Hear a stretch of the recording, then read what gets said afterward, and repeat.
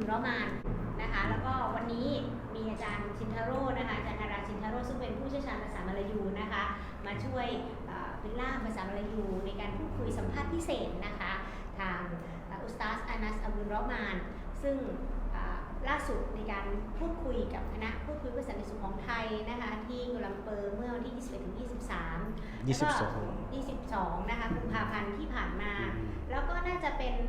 3 ปีนะคะกับ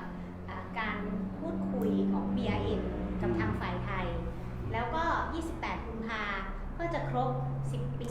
นะคะของการริเริ่มกระบวนการสันติภาพในจังหวัดชายแดนภาคใต้ซึ่งใน 10 ปีที่แล้วก็เริ่มโดย BRN นะคะกับคณะพูดคุยนะคะในรัฐบาลของนางสาวยิ่งลักษณ์ชินวัตรโดยพลโทพระดอนพัฒนาถาบุตรอดีตเลขาสมชนะคะจนปัจจุบันผ่านมา 10 ปีBRN กลับมาพูดคุยกับทางรัฐไทยอีกครั้งหนึ่งนะคะอาจจะขอเริ่มต้นนะคะสอบถามถึงผลการพูดคุยครั้งล่าสุดก่อนค่ะท่านอาจารย์ชินทาโร่คะก็สอบถามไปยังท่านอุสตาซว่าผลการพูดคุยครั้งล่าสุดที่มีการบรรลุข้อตกลงกันมาสาระสำคัญที่ทาง BRN นะคะเห็นด้วยแล้วก็ตกลงกับฝ่ายรัฐไทยมีอะไรบ้างคะ Ya. Ataupun terima dulu. Terima dulu boleh. Jadi apa ini sejak daripada BRN ini sudah berunding dengan pihak kerajaan Siam itu sejak daripada tahun 2020. Ya, jadi ini sudah masuk tahun 3 tahun lebih. Dan pada tanggal 28 Februari ini yang akan datang besok itu 10 tahun setelah proses damai dimulakan di bawah kerajaan Irak bersama dengan BRN. Dan ketika itu pihak Thai itu dipimpin oleh Jenderal Paragon dan juga usaha Thai daripada BRN. Jadi sebagai permulaan kami ingin bertanya tentang hasil perbincangan pada proses damai yang mesyuarat yang terakhir antara tanggal 21 hingga 22 Februari di Kuala Lumpur. Okey. Assalamualaikum warahmatullahi wabarakatuh. Pertama, selamat berjumpa kembali dengan PM dan kepada Tuan Acan Hara Cinaru. Terima kasih atas kedatangan yang sudi berjumpa kembali. Sebenarnya dalam rundingan pusingan kali yang ke-6 ini yang berlangsung pada tanggal 21 dan 22 Februari ini di Kuala Lumpur, memang selama 2 hari ada perbincangan yang kita fokuskan kepada untuk melahirkan kerangka kerja atau plan-plan dalam pelaksanaan kerja tentang perkara-perkara yang berkaitan dengan kaedah-kaedah plan-plan implementasi, roadmap dan lain sebagainya, sehingga kita bersepakat untuk membuat satu kerangka apa yang kita beri nama Joint Comprehensive Plan Toward Peace, ataupun merupakan satu plan yang akan digunakan pakai dalam proses rundingan kita ini. คือการเจรจาครั้งที่6นะครับก็คือขึ้นตั้งแต่วันที่21ถึง22นะครับกุมภาพันธ์ที่ผ่านมาณกรุงกัวลาลัมเปอร์นะครับแล้วก็มีการพูดคุยเป็นเวลา2 วันแล้วนะครับแล้วก็โฟกัสสำคัญนะครับของการประชุมโฟกัสของประเด็นสำคัญนะครับในการประชุมก็คือว่าจะเป็นโครงการทำงานหรือว่าแผนการปฏิบัตินะครับเกี่ยวกับเรื่องหรือวิธีการที่จะปฏิบัติการนะครับหรือไม่ก็จะเป็นประเด็นเกี่ยวกับโรคแมพหรือว่าแผนที่นำทางของการพูดคุยนะครับจนถึงทั้งสองฝ่ายนะครับก็ได้มีการตกลงก็มีความเห็นด้วยกันเกี่ยวกับโครงการทำงานที่มีชื่อว่า JCPP นะครับ joint ใช่ไหมครับ joint อะไรนะ comprehensive plan towards peace ใช่ไหมครับครับผมและโครงนี้แหละอาจจะถูกนำมาใช้นะครับในการพูดคุยต่อไป Di mana kita bersetuju untuk membuat kerangka-kerangka, baru untuk nak melahirkan kerangka, tapi belum ada isinya. Di mana di tahap pertama, langkah pertama, yang akan kita beri mandat kepada tim teknikal untuk membuat rumusan berkenaan dengan isi-isi kerangka yang berkaitan dengan masalah plan implementasi, tentang konsultasi awam, tentang gencatan senjata dan perkara-perkara yang berkaitan dengan solusi politik. แล้ว GCPP เนี่ยมันจะเป็นโปรโตคอลนะครับเพื่อที่จะให้เกิดกรอบการทำงานของการพูดคุยนะครับแต่ว่ายังไม่มีเนื้อหาหรือว่ารายละเอียดนะครับด้วยเหตุนี้นะครับเราก็มอบหน้าที่ให้กับทีมเทคนิคนะครับที่จะพูดถึงเรื่องของเนื้อหาของ JCPP นะครับโดยเฉพาะเกี่ยวกับประเด็นสาระสามประเด็นนะครับไม่ว่าจะเป็นอะไรนะการปรึกษาหารือกับประชาชน public consultation นะครับแล้วก็การยุติ ceasefire นะครับแล้วก็แนวทางแก้ไขทางการเมือง political solution Di mana kerap rumusan ini kita jangkakan dapat diselesaikan dalam masa kurang lebih 4 bulan. Dan sekiranya dalam kurung waktu 4 bulan tidak selesai, kemungkinan kita perlu kembangkan lagi masa sampai perkara-perkara ini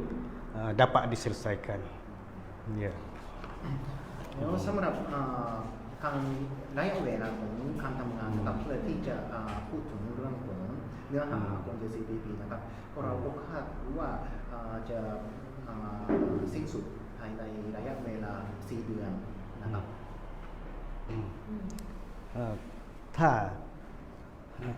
ถ้าไม่เสร็จในเวลา 4 เดือนก็จะต่อ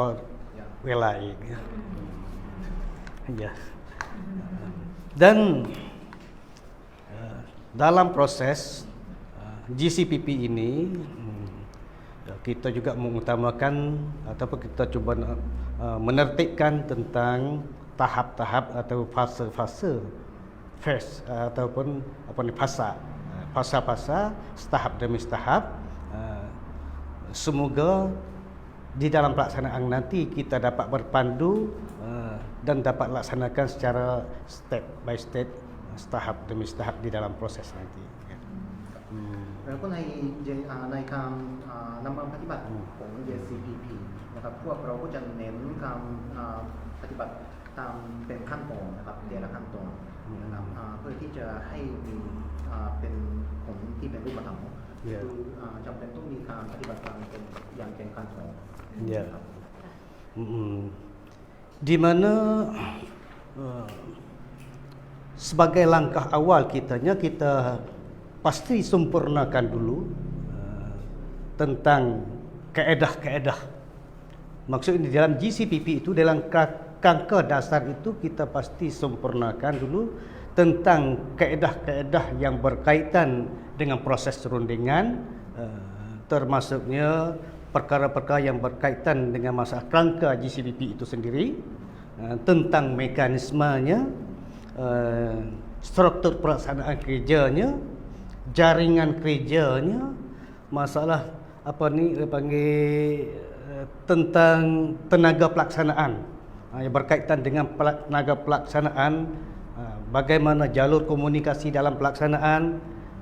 dan juga tentang pembiayaan dan lain sebagainya pasti lengkap dalam tahap pertama ini, harus jelas, pasti jelas di dalam rumusan itu sendiri.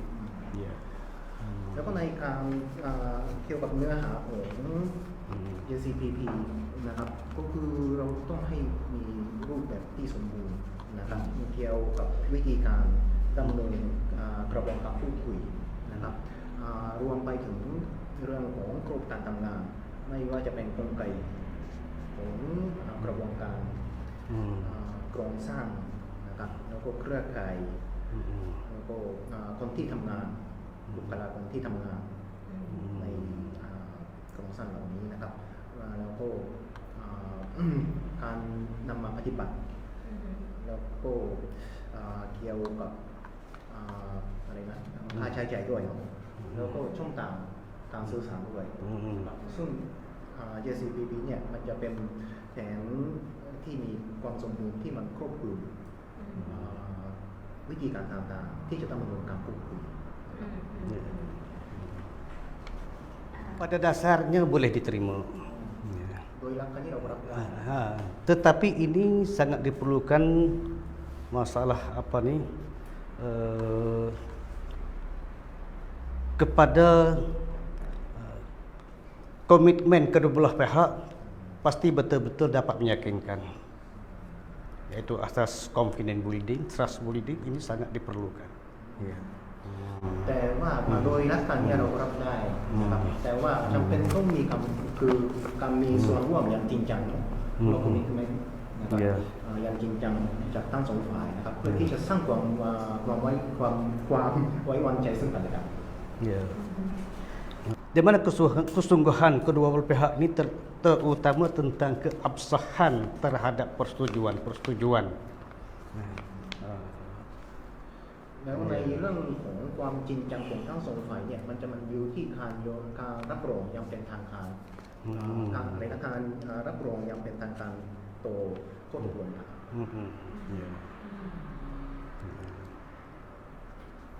ก็คือต้องดูที่ผลของการรับรองข้อตกลงนี้ว่ามันจะเป็นผล Ya. Karena crop JCPP ini sangat ada keterangkuman yang sangat luas dan besar. เพราะว่าบางขอบเขตของ JCPP เนี่ยมันจะเป็นกว้างมากนะครับขอบเขตเนี่ยมันจะเป็นการรับรองนะครับเป็นประเด็นที่สำคัญ Iya. Karena dia itu mengandungi segala unsur baik dan unsur kaedahnya, prosesnya, plan implementasinya,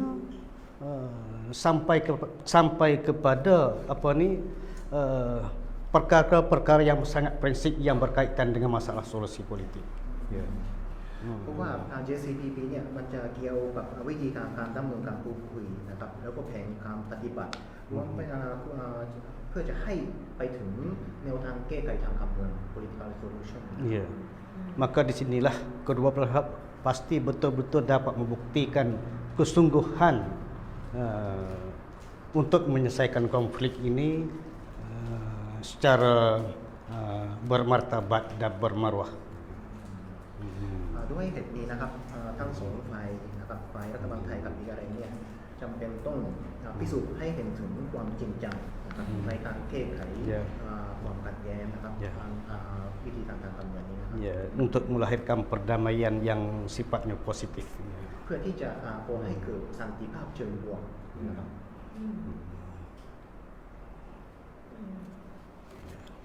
ซึ่งในส่วนของ3 ปีที่ BN กลับมาคุยกับทางคณะพูดคุยชุดนี้ผลการพูดคุยล่าสุดถือเป็นพัฒนาการที่ดีหรือเป็น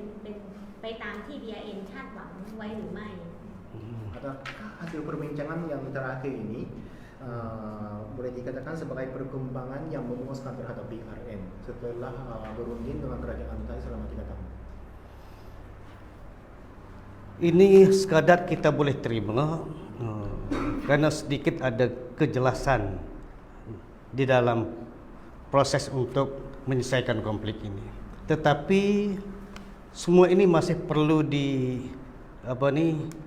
perlu kepada komitmen bagi kedua belah pihak untuk membuktikan kesungguhannya. คือนี่เป็นสิ่งที่เราจะรับได้นะครับเพื่อที่จะแก้ไขปัญหาความขัดแย้งนะครับแต่ว่ายังจำเป็นต้องมีความจริงจังหรือว่าการมีส่วนร่วมอย่างจริงจังนะครับแล้วก็ทั้งสองฝ่ายก็ต้องพิสูจน์ให้เห็นนะครับถึงความจริงจัง Ya. Karena ini sekadar persetujuan masih bersifat abstrak. Ya. Masih persetujuan belum lagi di atas kertas, baru persetuju pada prinsip, tetapi belum dapat direalisasi dengan secara konkret. เพราะว่า JCPP เนี่ยเป็นข้อตกลงที่มีรูปเป็นข้อตกลงที่มีลักษณะนามธรรมนะครับยังเป็นนามธรรมอยู่นะครับแล้วก็แค่พูดถึงเรื่องของหลักการนะครับแต่ว่าการนำมาปฏิบัติหรือว่าวิธีการที่เป็นรูปธรรมนี้เนี่ยเราก็ต้องคุยกันนะครับ 10 ปีช้าไปไหมคะ ถึงแค่เพิ่งได้ JCPP แค่เนี้ยค่ะ ก็ 3 ปีในส่วนของจุดนี้ค่ะ3 ปีช้าไปไหม Dia kalau dinilai dengan ruang masa itu memang ini satu proses yang sangat slow sekali, ya. Karena kita tidak mempertimbangkan tentang masa, tapi kita mempertimbangkan juga tentang efek konflik 3 tahun ini, berapa banyak orang sakit, berapa banyak orang mati. Maka di sini dalam proses rundingan ini kita harap kemajuan itu adalah pasti seimbang. Perkara yang dibincang di atas meja rundingan perlu seimbang dengan keadaan yang positif di lapangan. คือความคืบหน้าของกระบวนการสันติภาพในรอบนี้นะครับก็ถือว่าช้ามากนะครับแล้วก็แต่3 ปีที่ผ่านมาเนี่ยก็ยังมีผู้ได้รับผลกระทบหลายท่านนะครับไม่ว่าจะเป็นได้รับบาดเจ็บหรือว่าเสียชีวิตนะครับด้วยเหตุนี้ความคาดหวังของพวกเราก็คือว่าจำเป็นต้องมีความสมดุลระหว่างโต๊ะเจรจากับสถานการณ์ในสนามซึ่งไม่ก่อนว่าเมื่อมีความคืบหน้าในบนโต๊ะเจรจาเนี่ยก็ควรจะมีควรจะมีผลที่เป็นรูปเอฟเฟกต์นะครับรวมผลที่คือขึ้นยังเป็นรูปธรรมในสนามด้วย ซึ่งตรงเนี้ยส่วนของ BRM เราคิดว่าเราได้พิสูจน์ความจริงใจต่อกระบวนการพูดคุยในห่วง3 ปีที่ผ่านมานี่มากแค่ไหนแล้วคะ Selama 3 tahun ini, bagaimanakah penilaian pihak BRM terhadap kesungguhan artinya? Ya, kita masih perlu untuk bina keyakinan. Ya, karena banyak perkara-perkara yang setelah kita sepakat tapi kita tidak dapat membuktikan. คือเราก็คิดว่ายังจำเป็นต้องมีการต้องมีการสร้างความไว้เชื่อใจกันนะครับเพราะว่าในเวลา3 ปีที่ผ่านมานะครับมีหลายประเด็นที่ตกลงกันแล้วนะครับแต่ว่ายังไม่มีการนำมาปฏิบัติ ซึ่งในส่วนของฝ่ายไทยเองนะคะเรามองว่า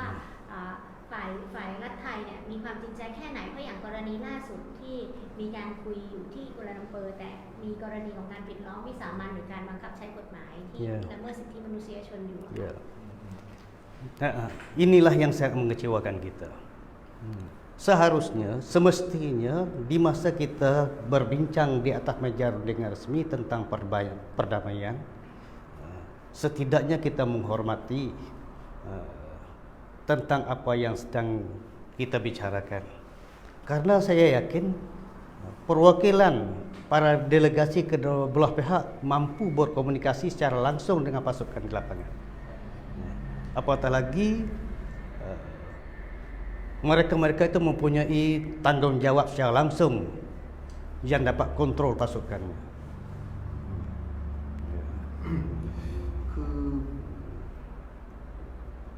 ใช่ครับก็คือว่าในช่วงที่เราคุยเนี่ยฝ่ายรัฐบาลไทยนะครับก็มีการปิดล้อมเนาะอันนี้เป็นสิ่งที่ทำให้เราเนี่ยมันเสียความรู้สึกอย่างยิ่งเลยนะครับแล้วก็คือในเมื่อพวกเราพูดคุยสันติภาพอย่างเป็นทางการที่กัวลาลัมเปอร์นะครับอย่างน้อยนะครับแต่ละฝ่ายก็ควรจะให้ความเคารพต่อการพูดคุยนะครับและตัวแทนของแต่ละฝ่ายนะครับก็สามารถสื่อสารกับกองกำลังของแต่ละฝ่ายได้อย่างแน่นอนนะครับด้วยเหตุนี้นะครับก็คือควรจะควบคุมนะครับเพื่อที่จะแสดงความเคารพต่อการพูดคุยสันติภาพที่กำลังเกิดขึ้นครับโดยเฉพาะที่เป็นการพูดคุยอย่างเป็นทางการ Ya, karena keadaan seperti ini tidak hanya mengurangkan credibility para perunding, tetapi dia juga akan mengurangi keyakinan dan kepercayaan daripada rakyat di lapangan. แล้วเพราะว่ามันอะไรนะปฏิบัติการลักษณะนี้นะครับคือไม่ใช่แค่ทำลายความน่าเชื่อถือหรือว่าส่งผลกระทบต่อความน่าเชื่อถือของคณะผู้คุยอย่างเดียวนะครับแต่ว่าประชาชนเองนะครับก็อาจจะสูญเสียความมั่นใจหรือว่าความเชื่อมั่นในกระบวนการสันติภาพด้วยครับ ซึ่งอันนี้ก็แสดงให้เห็นถึงความไม่สมดุลที่สตาร์ทพูดเมื่อสักครู่ว่าบนโต๊ะเจรจาเนี่ยก็คุยกันแต่ในสนามกลับเกิดปฏิบัติการที่เรียกว่าย้อนแย้งกันนะ เนี่ย ใช่ไหมคะ ใช่ครับ ซึ่งตรงนี้จะเป็นเหตุผลในการคิดว่าจะเป็นเงื่อนไขสำคัญไหมคะที่จะมาเป็นการตัดสินใจพูดคุยต่อไปของ BRN กับคณะพูดคุยชุดนี้ค่ะ Ya. Jadi, langsung. Maka inilah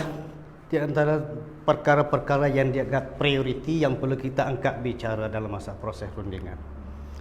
Karena kita anggap rundingan kalau tidak ada kepercayaan dan dukungan oleh rakyat, maka dia tidak akan memberi kesan yang positif. Ya. คือสำหรับเราเนี่ยประเด็นนี้ประเด็นที่มันความไม่สมดุลเนอะระหว่างอะไรนะทุกเจรจากับสนามเนี่ยเป็นประเด็นที่เราให้ความสำคัญอย่างยิ่งนะครับเนื่องจากว่าการพูดคุยที่ไม่ได้รับความไว้วางใจและการสนับสนุนจากประชาชนเนี่ยไม่อาจจะมีผลที่สามารถนำไปสู่การสร้างสันติภาพได้ ดังนั้นถ้าเกิดว่ารัฐไทยจะแสดงความจริงใจก็ต้อง คุมได้ เรื่องนี้ให้เห็น ทำยังไงได้ ให้ชัดเจนด้วย ใช่ ซึ่งตรงเนี้ยทาง BRN ก็ยังยืนยันที่จะเดินไปตามกรอบ JCPP กับคณะชุดนี้ก่อนใช่ไหมคะแม้ว่ากำลังจะมีการเลือกตั้งใหม่ Bagi BRN, kita tidak terikat dengan siapa sebagai wakil dari delegasi dari pihak kerajaan Thai. Ya. Kalau mereka itu sebagai mandataris daripada pihak kerajaan mereka, kita dapat berbincang dengan siapa saja. Kita tidak fokus kepada pribadi siapa. Tapi yang kita nak bincang betul-betul orang yang mendapat mandat daripada kerajaan yang mempunyai wewenang yang ada kuasa membuat keputusan di dalam meja rundingan. คือสำหรับ BRN นะครับ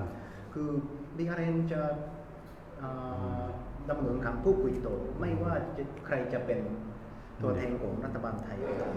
นะครับแต่ว่าผู้คือไม่บอกว่าเราเนี่ยไม่ได้ยึดถือที่บุคคลนะครับแต่ว่าต้องเป็นตัวแทนจากรัฐบาลไทยที่ได้รับมอบหน้าที่อย่างเป็นทางการและอำนาจในการตัดสินใจของโต๊ะเจรจาด้วยนี่คือเงื่อนไขสำคัญ Ya. Maka disinilah pentingnya rundingan ini bagi kerajaan Thai perlu menjadikan agenda negara. Ya.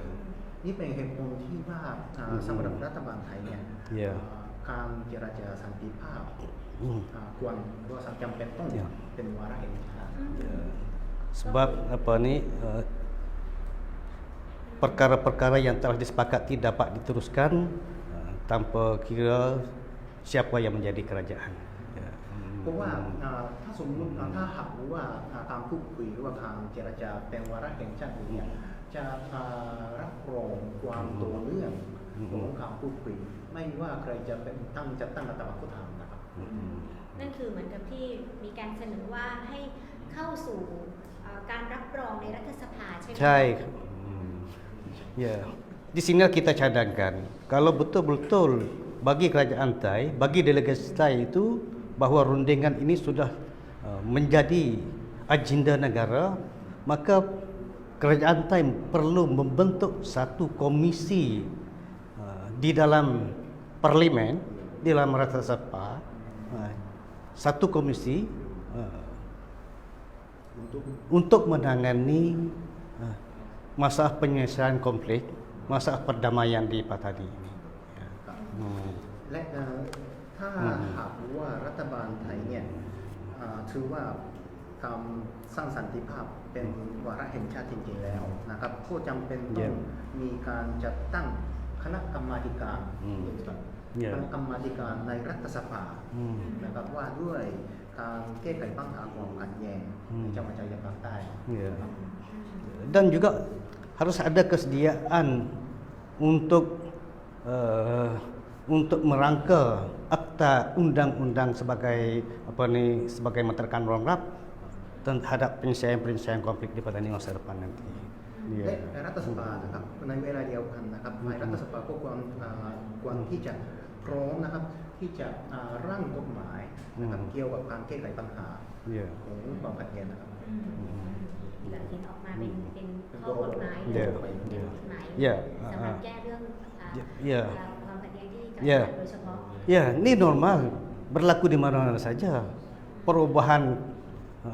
di Aceh, di Papua, di Mindanao dan lain sebagainya. Karena keputusan itu tidak hanya dapat dilegitimasi di atas meja rundingan saja. Ya. Tapi dia juga perlu disahkan oleh parlemen kerajaan itu sendiri. นี่เป็นไม่ใช่ประเด็นที่มันเป็นแปลกแต่ว่ามันจะเป็นประเด็นปกตินะครับประเด็นเรื่องปกติที่เกิดขึ้นในเกือบทุกพื้นที่ของขัดแย้งนะครับไม่ว่าจะเป็นอาเซียนหรือว่ามินดานานะครับก็มีการร่างกฎหมายพิเศษนะครับไม่ใช่กฎหมายพิเศษนะกฎหมายเกี่ยวกับการแก้ไขนะครับแล้วก็เพราะว่าข้อตกลงบนโต๊ะเจรจาอย่างเดียวนี้เนี่ยความจุกทำไมยังไม่เพียงพอนะครับก็ต้องผ่านรัฐสภานะครับแล้วก็การที่ทางรัฐสภาเนี่ยสามารถสร้างความชอบธรรม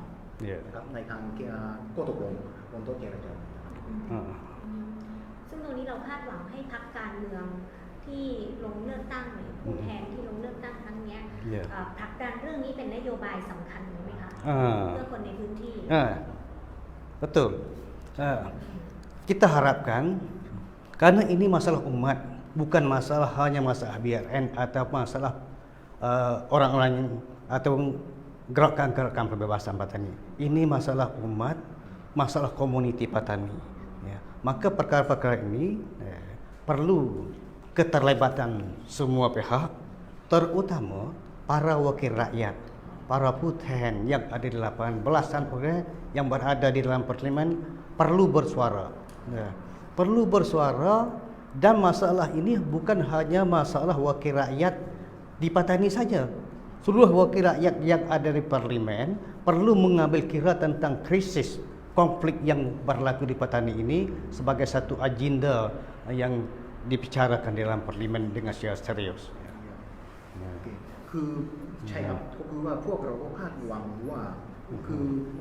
ใช่ครับคือเราก็คาดหวังอย่างนั้นนะครับเพราะว่านี่ไม่ใช่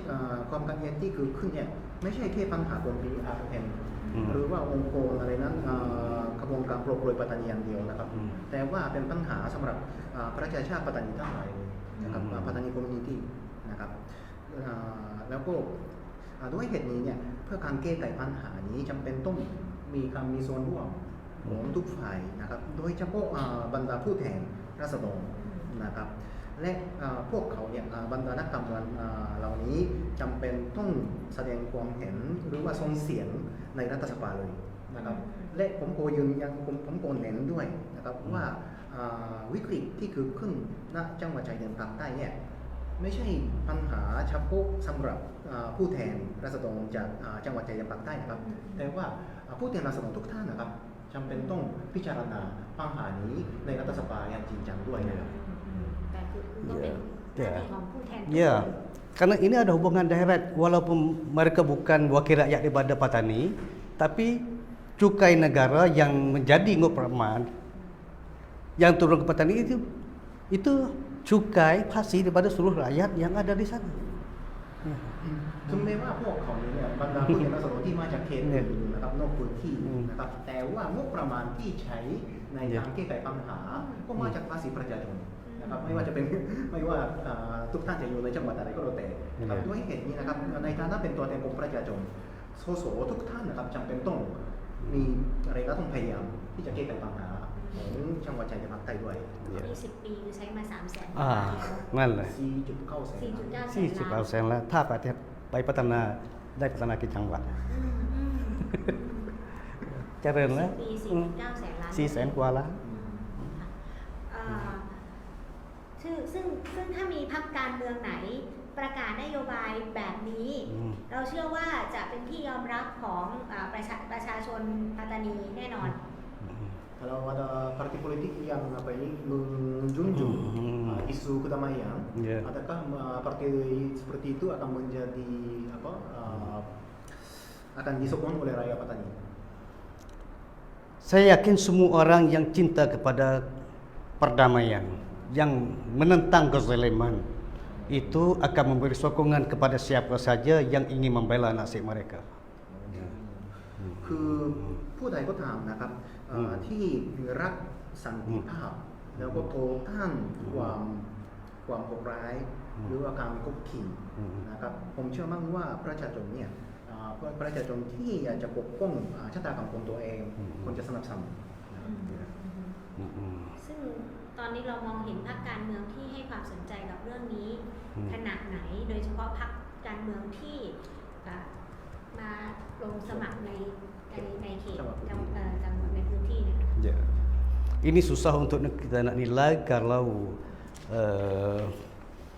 ni musim-musim mencari suara itu banyak orang mencari kesempatan supaya mendapat dukungan rakyat. Ya. Tapi kita perlu pada pembuktian. Dan masalah pembelaan nasib rakyat ini tidak semestinya mewakili parti-parti politik. Tapi mereka boleh membela dengan cara individu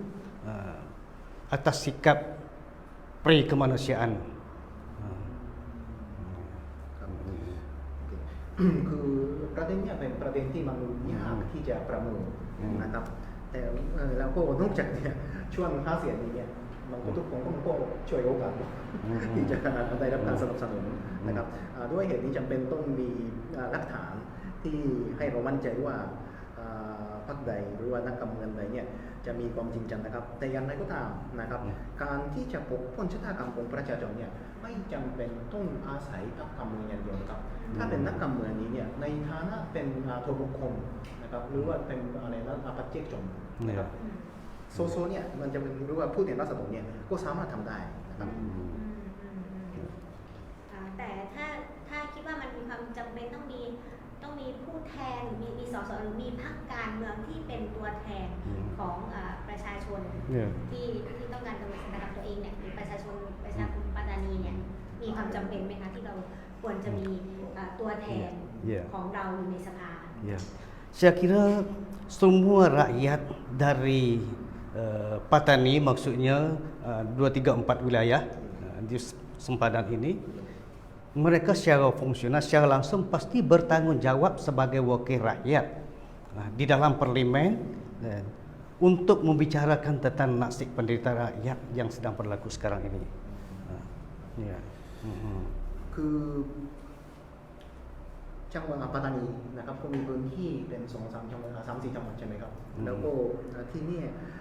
สสหรือว่านักการเมืองที่ได้รับเลือกจากพื้นที่เหล่านี้นะครับก็มีความรับผิดชอบนะครับที่จะแสดงถึงหรือว่าส่งเสียงของประชาชนให้รัฐสภาฟังด้วยนะครับ ก็คือถ้าเป็นไปได้ก็ควรจะมีผู้แทนที่เป็นตัวแทนของประชาชนปัตตานีโดยตรง Ya. โอเคเรื่องของการเลือกตั้งคิดว่าการเปลี่ยนแปลงดีขึ้นไหมคะเราคาดหวังยังไง Kalau ini selepas pemilihan pemimpin negara digantikan ya, adakah perubahan seperti itu akan membawa perubahan positif kepada proses? Itu tergantung kepada polisi siapa yang menjadi kerajaan.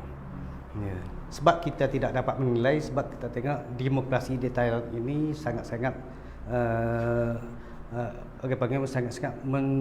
memprihatinkan, sangat-sangat memprihatinkan. Demokrasi yang tidak sehat. Ya. Ya. ประเด็นนี้นะครับมันก็ขึ้นอยู่กับนโยบายของคนที่จะเป็นผู้นำนะครับและอีกปัญหาหนึ่งก็คือว่าประชาธิปไตยในประเทศไทยเนี่ยมันจะเป็นองค์เอมากนะครับยังขาดความเป็นประชาธิปไตยยาวมาก แต่ที่เขาบอกว่าถ้าเป็นพรรคการเมืองสายประชาธิปไตยอะค่ะมันจะเป็นผลดีต่อการพูดคุยมากกว่ารัฐบาลที่อาจจะเป็นตัวแทนของทหารที่เป็นอยู่ตลอด8 ปีไหม Ya. Ini memang kalau kerajaan terlebih demokratis akan lebih membuka ruang kepada rakyat untuk menyampaikan aspirasi mereka. Di sini kita tengok sejarah pernah berlaku di Basque Country setelah meninggalnya diktator Franco, sehingga keadaan demokrasi langsung berubah. Ini juga boleh mewujudkan perdamaian. Ya. นะครับก็คือว่าเดี๋ยวถ้าสมมติว่ารัฐบาลที่มาจากสายประชาธิปไตยนะครับก็แน่นอนว่ารัฐบาล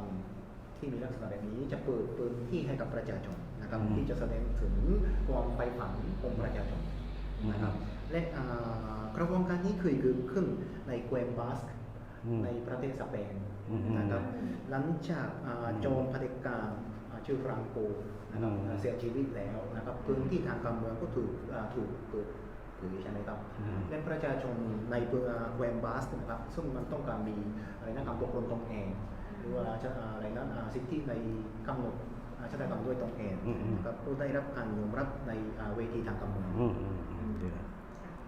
ซึ่งในไทยเราตรงนี้มันเป็น อุปสรรค ปัจจัยสำคัญหรือเป Ya, ล่าคะ ya ini sangat penting sekali. Ya, ini sangat penting sekali dan agak yang ada hubung kait dengan secara langsung bagi rakyat tentang konsep-konsep demokrasi yang adil dan seksama ini. Karena demokrasi yang sudah diiktiraf, demokrasi yang sehat itulah akan memberi ruang kesejahteraan kepada rakyat untuk hidup damai, di mana mereka dapat menyalurkan pandangan, dapat hidup selesa, hilang daripada tekanan-tekanan kuasa yang kuasa diktator dan lain sebagainya. Mereka dapat menyampaikan pandangan, pendapat, dapat beraksi sesuai dengan norma-norma kehidupan mereka sehari-hari. Ya. ใช่ครับประเด็นนี้เป็นประเด็นที่มันสำคัญมากเลยนะครับเพราะว่าประเด็นนี้ก็มันมีความเชื่อมโยงกับประชาธิปไตยนะครับแล้วก็เพราะว่าการมีประชาธิปไตยนะครับจะเปิดพื้นที่นะครับทางการเมืองให้กับประชาชนนะครับและชีวิตของประชาชนก็มีความปลอดภัยมากขึ้นนะครับแล้วก็ประชาชนก็สามารถส่งเสียงนะครับหรือว่าแสดงความเห็นได้อย่างปลอดภัยนะครับและโดยปราศจากการกดขี่หรือการคุกคามจากระบบการเมืองที่เป็นเผด็จการนะครับและประชาชนก็มีสิทธิ์ที่จะแสดงความเห็นหรือว่ามีอะไรนะมีแอคชั่นทางการเมืองต่างๆตราบใดที่มันอยู่ในกรอบของในนั้นมาตรฐานในการใช้ชีวิตของพวกเขา Ya. รอบนี้พลเอกประยุทธ์มาลงเลือกตั้งในนามแบบพรรคการเมืองมาเข้าสู่ระบบการเลือกตั้งแบบจริงจังใช่ไหมคะแล้วก็เสนอตัวที่จะเป็นนายกอีกนะคะตัวของซึ่ง8 ปีที่ผ่านมาพลเอกประยุทธ์ก็เป็นนายกแล้วก็กระบวนการพูดคุยก็คือในมุมหนึ่งก็ให้ความสำคัญกับเรื่องนี้ที่ยังคงมีคณะพูดคุยอยู่ค่ะแต่จริงๆคิดว่าถ้าพลเอกประยุทธ์ต้องการที่จะเป็นนายกต่อไปก็ต้องพิสูจน์ความเป็นใจหรือทำอะไรมากกว่านี้ไหมคะ Jadi selama ini dalam pemilihan yang akan datang, Prayut juga mau bertanding ya, dan beliau akan mau menjadi Perdana Menteri lagi selepas 8 tahun beliau memegang jabatan. Jadi untuk menjadi Perdana Menteri sekali lagi, adakah beliau Jeneral Prayut perlu menunjukkan komitmen ataupun kesungguhan terhadap proses damai yang ada? Saya itu terpulang kepada dia dan kita kenal sandan dia sebagai diktator itu, ya. Dan saya rasa masalah berkaitan dengan masalah kemajuan dalam proses perundingan ini sudah lama ruang untuk dia membuktikan kalau dia itu ada kesungguhan untuk menyelesaikan masalah konflik ini. Tidak perlu mengambil kesempatan di masa pemilihan mencari suara ini untuk mengemping supaya ada dukungan daripada rakyat. Ya. คือพวกเราก็ทุกคนก็รู้แล้วนะครับสันดานของพวกแกเนี่ยมันจะเป็นลักษณะแท้ของแกก็ยังเป็นเผด็จการอยู่นะครับแล้วก็ท่านประยุทธ์ก็จริงๆแล้วท่านก็มีเวลายาวนานพอสมควรแล้วถ้าสมมุติว่าท่านมีความจริงจัง ก็ท่านก็คงจะสามารถพิสูจน์ให้เห็นได้ในเวลาที่ผ่านมาแล้วนะครับแต่ถ้าสมมติว่าท่านอยากจะแสดงความจริงใจในช่วงการเลือกตั้งเพื่อที่จะได้รับการสนับสนุนในการเลือกตั้งนี้ก็ถือว่าเป็นความจริงจังไหมนะครับ อันนี้ก็เป็นสิ่งที่เขาก็ต้องพิสูจน์ให้ประชาชน อ่า เห็นนะ ประชาชนก็เก่งแล้ว ฉลาดแล้วเดี๋ยวนี้ ไปหลอกเขารู้ โอเคเรื่องการเมืองคิดว่าโอเคแล้วแหละเพราะว่าประเด็นมัน โอเค พาไป โอเค นะคะทีนี้ประเด็นเรื่องของบนโต๊ะ อืม พูดคุยคือหลักๆจริงๆเนี่ยก็ยังมั่นใจว่าถ้ามันมีกรอบหรือเดินมันไม่ว่าที่บอกว่าเมื่อกี้ไม่ว่าจะเป็นรัฐบาลไหนหรืออะไรถ้ามันยังมีชุดทำอยู่เราก็พร้อมคุยต่อ อืม แต่เมื่อตอน3 ปีที่แล้ว อืม 4 ปีที่แล้วค่ะ ก่อนจะมีการเลือกตั้ง อืม คณะพูดคุยตอนนั้นซึ่งคุยอยู่กับนาราปาตานี อืม ก็คุยมา4 ปี แต่พอก่อนจะมีการเลือกตั้ง อืม ก็มีการล้มโต๊ะเจรจาซะ อืม ซึ่งสถานการณ์มันอาจจะเกิดขึ้น อืม เราประเมิน อืม ตรงจุดนี้ไหมคะเพราะว่า อืม เรื่องของความไม่แน่นอนทางการเมืองก่อนการเลือกตั้งอะค่ะ Ya, ini boleh jadi kemungkinan saja,ได้ kemungkinan saja. Tetapi แต่ว่า setiap konflik harus ada jalan penyelesaiannya. แต่ว่า Ya. ความขัดแย้ง Ya. ความขัดแย้งนะครับก็ต้องมีทางแก้ไข Ya, maka rundingan merupakan satu alternatif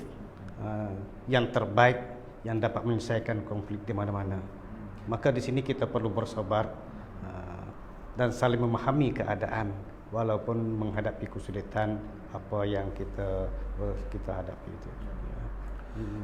แต่อย่างไรก็ตามนะครับการเจรจาก็ถือว่าเป็นทางเลือกที่ดีที่สุดแล้วนะครับก็เลยพวกเราก็จำเป็นต้องมีความอดทนอย่างสูงนะครับแล้วก็มีความเข้าใจกันนะครับแล้วก็เราก็ต้องรับมือกับสถานการณ์ทุ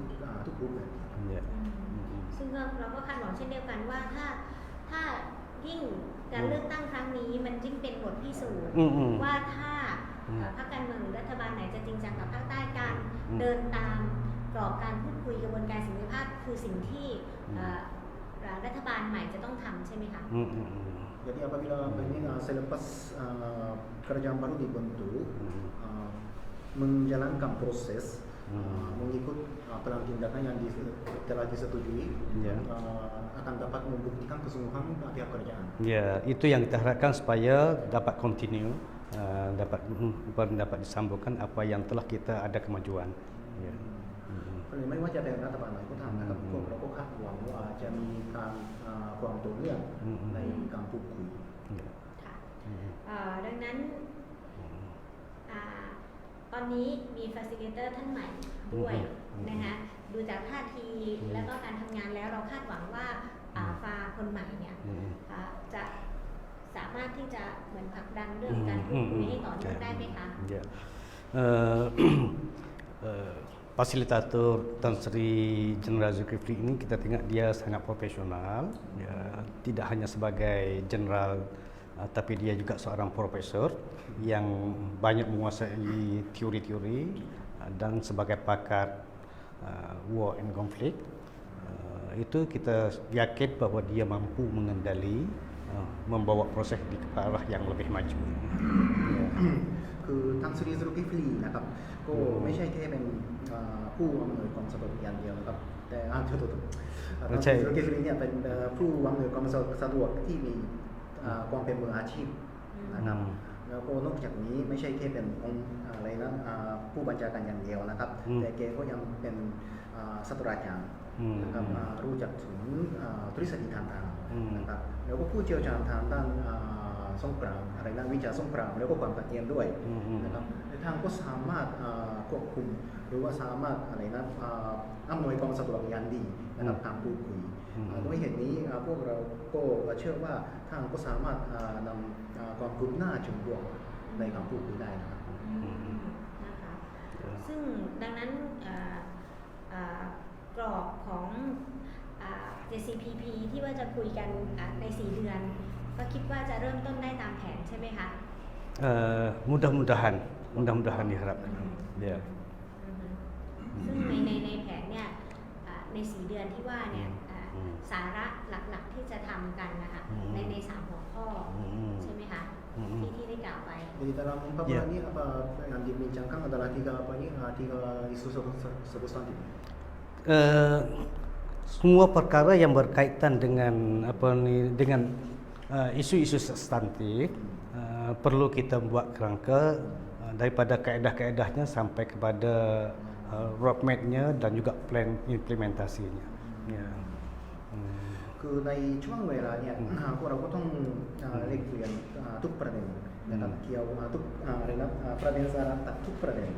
นะครับแล้วก็จะต้องคุยถึงวิธีการดำเนินการพูดคุยรวมถึงแผนที่นำทางโรดแมพนะครับ ซึ่งไอตัว4 เดือนที่คุยนี้จะต้องมีการร่างข้อตกลงที่นำไปสู่การลงนามด้วยกันทั้ง3ข้อเลยไหมคะ Adakah itu perbincangan dalam 4 bulan ini akan membawa kepada persetujuan antara kedua pihak yang memerlukan penandatanganan?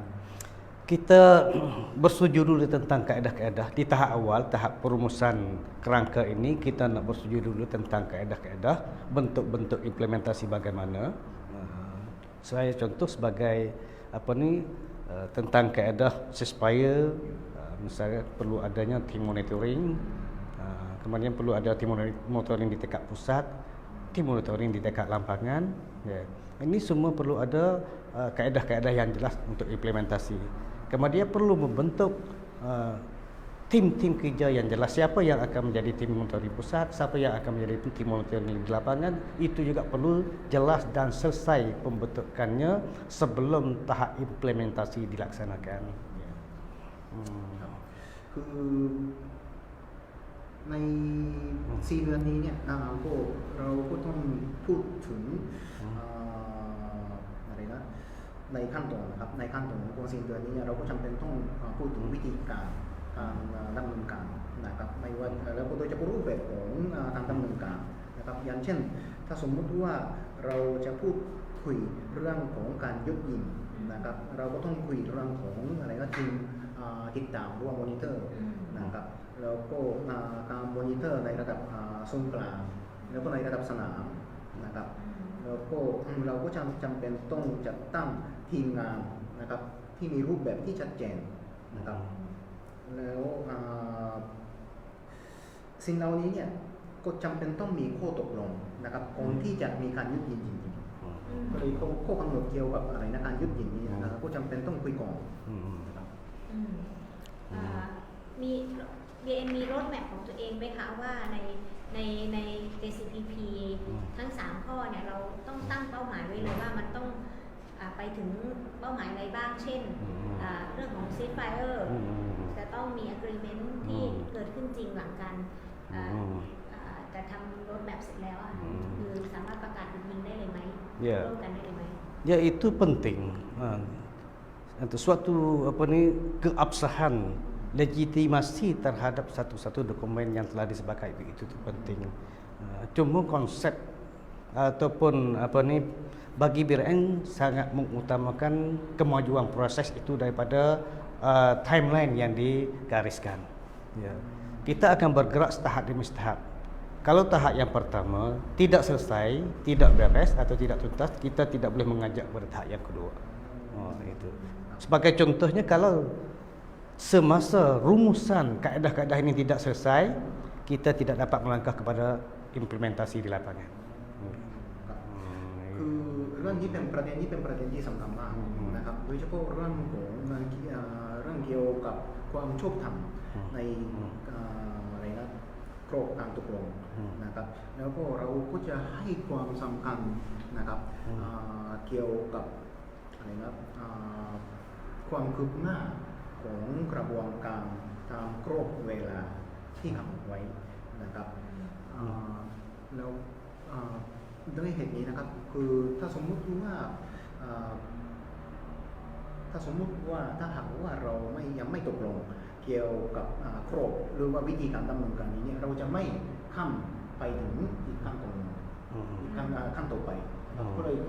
ความคืบหน้าของการพูดคุยจำเป็นต้องดำเนินเป็นขั้นตอน คือทางฝ่ายไทยอะค่ะพลเอกวรรลบให้สัมภาษณ์ไว้ว่าถ้า4 เดือนตกลงเรื่องของแผน JCPP กันได้ เรื่องของการประกาศหยุดยิงอาจจะมีความเป็นไปได้ที่จะสามารถประกาศหรือลงนามได้ในเดือนกรกฎาคมเลยทาง PRN คิดว่าเป็นไปได้ไหมคะ Itu tergantung kepada kemajuan proses dan komitmen kedua belah pihak. Ya. มัน Ya. มันขึ้นอยู่กับความคืบหน้าของกระบวนการแล้วก็ทางอะไรนะความจริงจังของแต่ละฝ่ายด้วย Ya. Ya. นะคะแต่ถ้าหากนั่นคือเพียงคิดว่าเงื่อนไขอะไรบ้างที่มันสำคัญต่อการตกลงในการประกาศหยุดยิงได้นะคะ Ya. Apakah pihak Thailand itu menerima atas tuntutan BRN semasa untuk memperlakukan gencatan senjata? Sebagai contohnya, sebagai tuntutan dari BRN,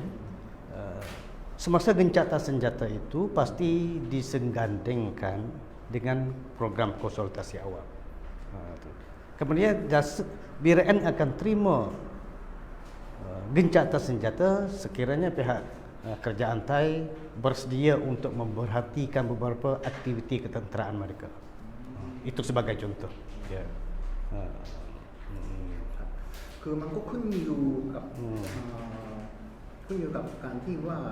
ฝ่ายรัฐบาลไทยเนี่ยจะยอมรับข้อเรียกร้องของ BRN นะครับอย่างเช่น BRN ก็เรียกร้องให้การยุดยิงคือขึ้นในขณะเดียวกันกับการปรึกษาหารือกับประชาชนว่า public consultation นะครับแล้วก็BRN ก็อาจจะรับการยุดยิงได้นะครับโดยมีเงื่อนไขว่าฝ่ายรัฐบาลไทยก็ควรยุติปฏิบัติการทางการทหารของเขาด้วย การหยุดปฏิบัติการทหารของฝ่ายไทยหมายถึงเช่นการถอนกำลังทหารหรือการยกเลิกกฎหมายพิเศษอะไรแบบนี้ไหมคะ Itu tergantung kepada crop dalam ceasefire itu sendiri. Sebab kita cadangkan ceasefire itu berjarak, mungkin ada yang jarak singkat, 1 bulan, mungkin ada yang berjarak pertengahan sampai 3 bulan dan lain sebagainya. Itu tergantung atas persetujuan kedua pihak apa aktiviti kenderaan yang pasti dinonaktifkan itu. Ya. มันจะขึ้นอยู่กับครบของการยุดยิงนะครับครบเพราะว่าการยุดยิงก็จะมีระยะยาวที่แตกต่างกันอาจจะเป็นระยะสั้นเหมือน1 เดือนที่ประมาณก็ได้นะครับอาจจะเป็นระยะกลาง3 เดือนหรือว่าระยะยาวไปเลย6 เดือนหรือว่าเป็น1 ปีแล้วก็เราจะหยุดหรือว่าเขาจะหยุดอะไรบ้างเนี่ยมันจะขึ้นอยู่กับข้อตกลงว่าข้อตกลงในอะไรนะข้อตกลงในซีสไฟเออร์เลยซึ่งแน่นอนอันนี้มันน่าจะมากกว่าการทำข้อตกลงรมฎอนสันติสุขเหมือนทุกครั้งที่ผ่านมาต้องให้มากกว่านั้น Jelas, ya. Itu Ramadan Santi Suq itu adalah merupakan sekadar untuk membuktikan komitmen bahwa kedua belah pihak dapat kontrol pasukan masing-masing. Dan Ramadan Santi Suq ini juga merupakan dapat jadi satu pengajaran sebagai pedoman untuk kita melaksanakan gencatan senjata. Apa yang merupakan kekurangan,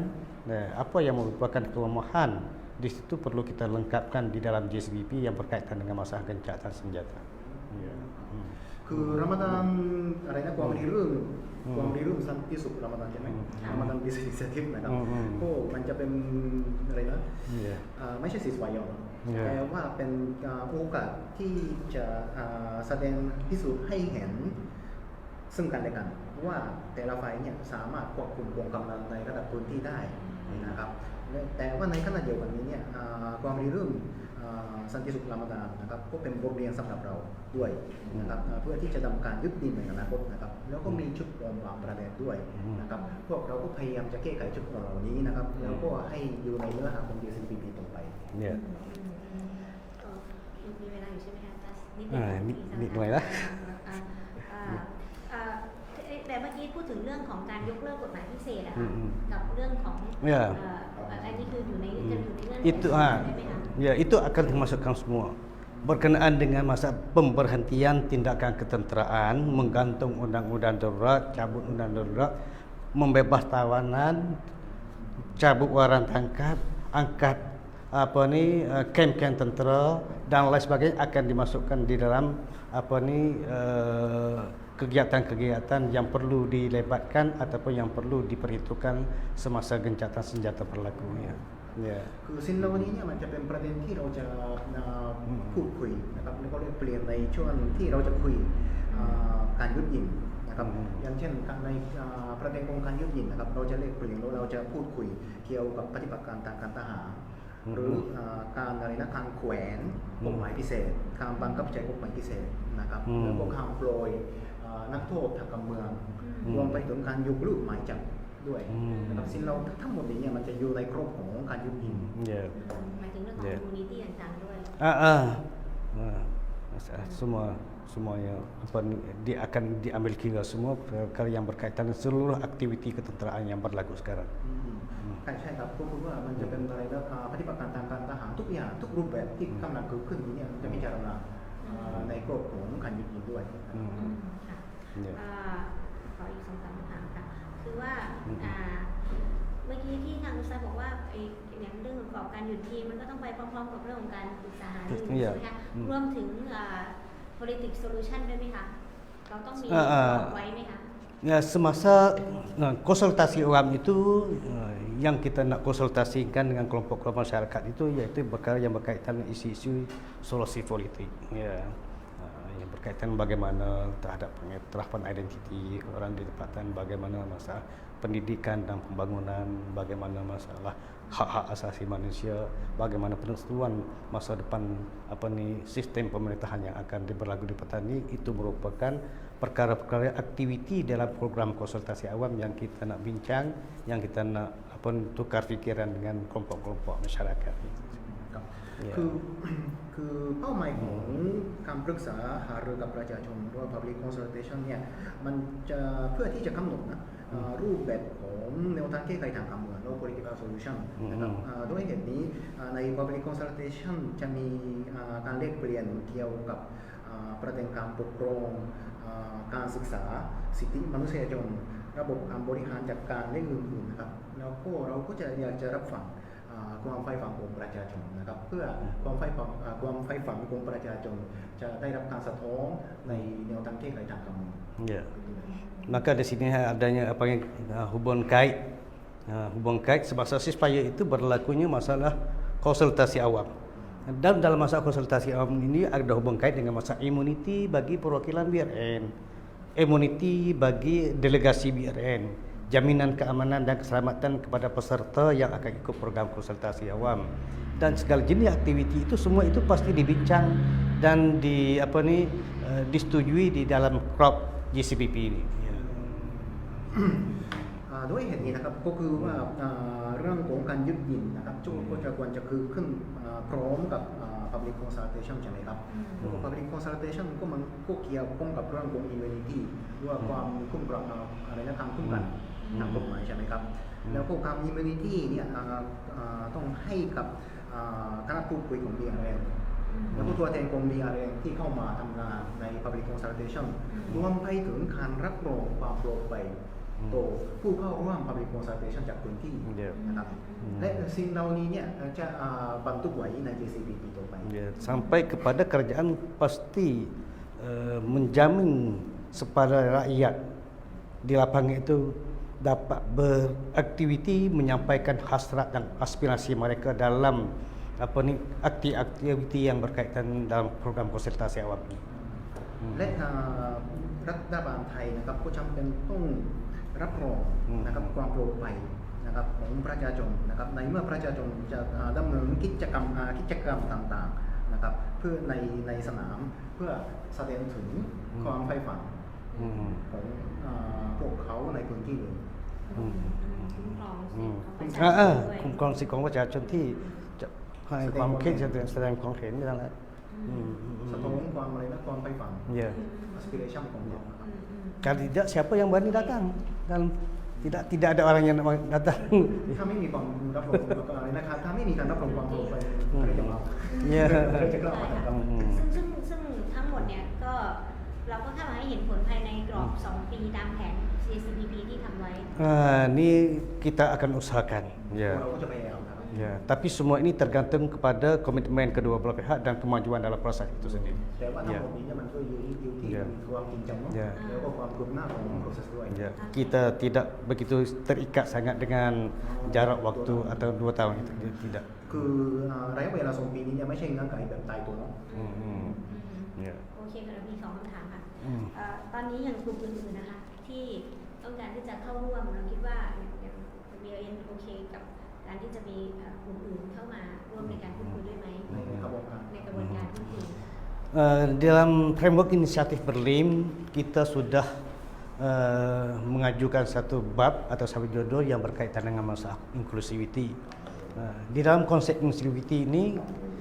kita sudah menggaris ada 3 kelompok atau 3 golongan. Yang pertamanya tentang parti-parti kawan kita. Yang keduanya para CSO dan NGO di Patani, dan yang ketiganya para aktor masyarakat.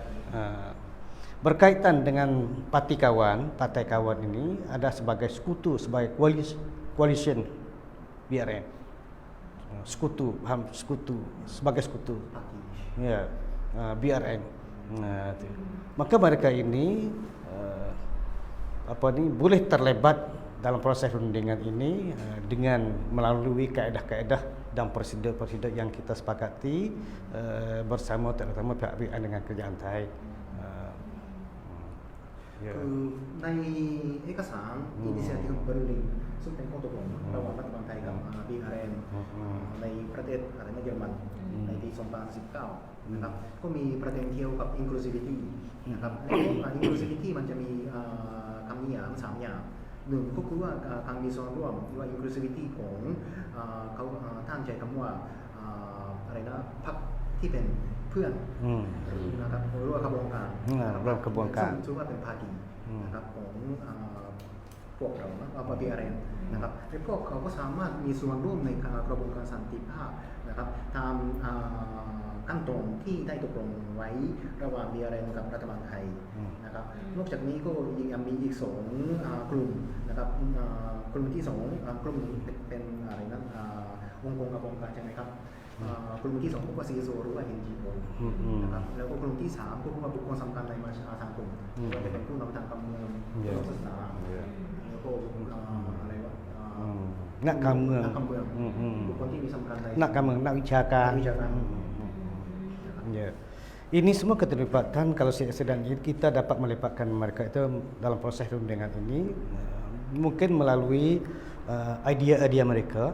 boleh dapat menyalurkan kepada tim rundingan untuk dibincangkan dan juga boleh juga mereka dapat dilibatkan secara fizikal sebagai penasihat apabila diperlukan dan juga mereka juga boleh melibatkan dalam ruang rundingan sebagai observer ataupun sebagai pemantau apabila diperlukan. Ini tergantung atas persetujuan kaedah-kaedah yang kita desain dan prosedur-prosedur yang kita sepakati bersama. แล้วก็การมีส่วนร่วมของแต่ละฝ่ายที่กล่าวมานี้นะครับก็มีรูปแบบหลายอย่างนะครับอย่างเช่นพวกเราก็สามารถให้ไอเดียหรือว่าแนวคิดความคิดนะครับเป็นอะไรนะส่งเสริมความคิดให้กับส่งไปยังโต๊ะเจรจานะครับนำเสนอความคิดอาจจะเป็นรูปแบบของข้อเสนออะไรก็แล้วแต่นะครับหรือวิธีการที่ต่อไปก็คือพวกเขานี้เนี่ยบุคคลที่มีสำคัญนักวิชาการที่อื่นๆก็อาจจะสามารถเป็นที่ปรึกษาของคณะพูดคุยก็ได้นะครับหรือแม้แต่พวกเขาอาจจะเข้าร่วมในห้องประชุมของการเจรจาในฐานะเป็นผู้สังเกตการณ์ก็อาจจะเป็นไปได้แต่ว่าสิ่งเหล่านี้มันก็ขึ้นอยู่กับข้อตกลงระหว่างทั้งสองฝ่ายเกี่ยวกับวิธีการดำเนินการของกระบวนการพูดคุยต่อไปนะครับ Tadi yang duduk istilah kita berdomisili bertempat tinggal di dalam kawasan teritorial Patani yang dilahirkan di dalam Patani tanpa mengira itu daripada suku kaum Melayu, Cina, Siam dan lain sebagainya tanpa kira Islam, Buddha semua semua dianggap sebagai warga masyarakat Patani secara umumnya. Maka di situ tanggungjawab BRN tidak hanya memperjuangkan kepada keturunan Melayu. Maka di situ dalam konsep perjuangan BRN, kenapa dinamakan Barisan Revolusi Nasional? Yang dimaksudkan dengan nasional bagi BRN itu adalah merupakan keterangkuman segala suku kaum yang dilahirkan di atas bumi Patani. Itu yang kita utamakan. Ya. คือในที่นี้นะครับก็คือว่าเราก็ใช้คำว่า community ปัตตานีหรือว่าพระเจ้ากรมปัตตานีใช่ไหมครับในที่นี้พระเจ้ากรมปัตตานีไม่ถึงประชาชนทุกกลุ่มนะครับที่อาศัยอยู่ที่ปัตตานีหรือว่าเกิดที่ปัตตานีทุกคนเลยนะครับไม่ว่าจะเป็นเชื้อชาติอะไรหรือนับถือศาสนาอะไรก็ตามนะครับจะเป็นชาวจีนหรือว่าชาวมาลายูหรือว่าชาวสยามหรือนับถือศาสนาพุทธศาสนาอิสลามศาสนากรีกอะไรก็ตามนะครับถือว่าทุกกลุ่มเป็นชาวปัตตานีเลยเป็นสมาชิกของประชาชาติปัตตานีเลยนะครับและแนวคิดนี้จะสะท้อนในชื่อขององค์กรด้วยนะครับก็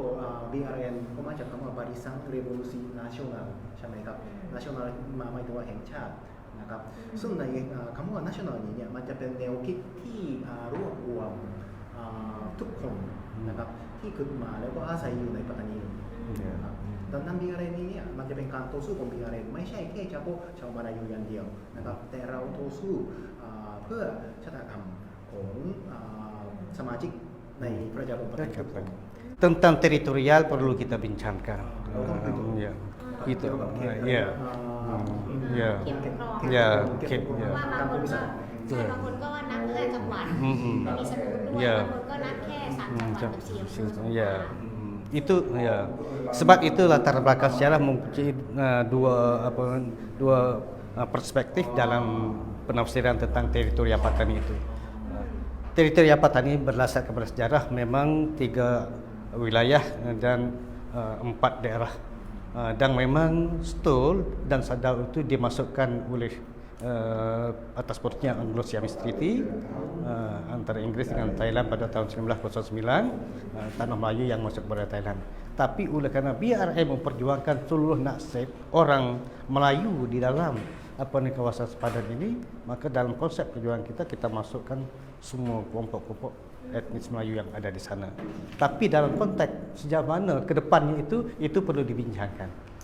Itu tanya pada rakyat. Kalau orang Stul nak bersama dengan BRN, kata silakan, welcome. Ya. คือเกี่ยวกับพื้นที่ของเรานี้เนี่ยคือถ้าตามประวัติศาสตร์จริงๆแล้วนะครับปัตตานีก็คือว่าพื้นที่3จังหวัดแล้วก็4อำเภอนะครับอันนี้ตามประวัติศาสตร์แต่ว่าหลังจากมีอะไรนะสนธิสัญญา Anglo-Siamese นะครับ Anglo-Siamese Treaty นะครับสนธิสัญญาอังกฤษสยามในปี 1909 ใช่ไหมครับพ.ศ. 1929ก็คือว่าเป็นเขตแดนเป็นการกำหนดเขตแดนระหว่างมาลายานะมาเลเซียกับประเทศไทยใช่ไหมครับสยามในขณะนั้นก็รวมถึงสตูลด้วยนะครับและเนื่องจากว่าพวกเรานี้เนี่ยมันจะเป็นองค์กรที่ต่อสู้เพื่ออะไรนะชาวมาลายูตรงนี้ด้วยใช่ไหมครับชาวมาลายูด้วยในความหมายของมีคำว่าอะไรนะBRN Barisan Revolusi Nasional Melayu Pataniมีคำว่ามาลายูด้วยและคนที่อยู่ในสตูลก็เป็นคนมาลายูด้วยด้วยเหตุนี้พวกเราก็ยังมีคนที่บอกว่าสตูลก็ต้องมีส่วนร่วมในเราแต่ว่าในเชิงในความเป็นจริงเขายังจะมีการรูปแบบปกครองยังแบบไหนนะครับถ้าสมมติว่าพวกเราอยากจะเข้าร่วมกับเราเนี่ยเราก็ยินดีต้อนรับนะครับแต่ว่าเราก็ต้องถามถึงความให้ฝั่งของเขาด้วยนะครับ